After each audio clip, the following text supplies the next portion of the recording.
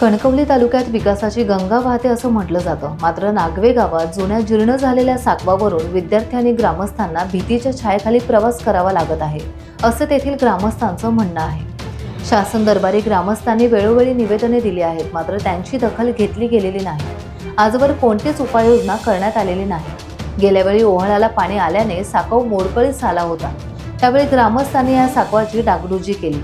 यावर्षी ओहळाला पाणी आल्याने साकव विद्यार्थी आणि ग्रामस्थांसहित वाहून जाईल अशी भीती आता नागरिकांना वाटत आहे। त्यामुळे लहान मुले, पालक आणि ग्रामस्थ जीव मुठीत घेऊन प्रवास करत आहेत। आता तरी प्रशासनाने लोकप्रतिनिधी याची दखल घेणार का, असा प्रश्न नागवे गावातील 7 ते 8 वाडीतील ग्रामस्थ आता विचारत आहेत। नमस्कार, मी या नागवे नंबर 1 शाळेमध्ये 5 वर्षापासून आहे।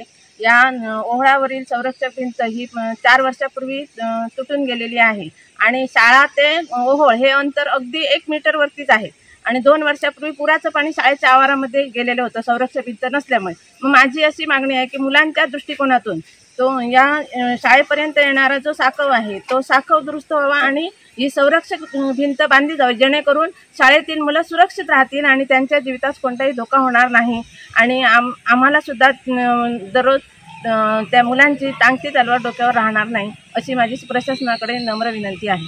मागील 2-3 वर्षापासून ग्रामस्थांच्या मागणीनुसार आमच्या परीने आम्ही पाठपुरावा करून पत्रव्यवहार स्थानिक प्रशासन आणि पालकमंत्र्यांशी केला होता।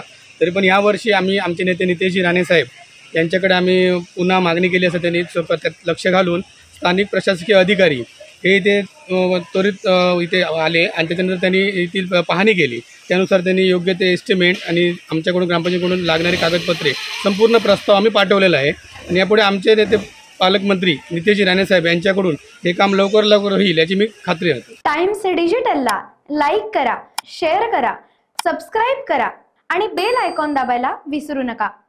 Times digital.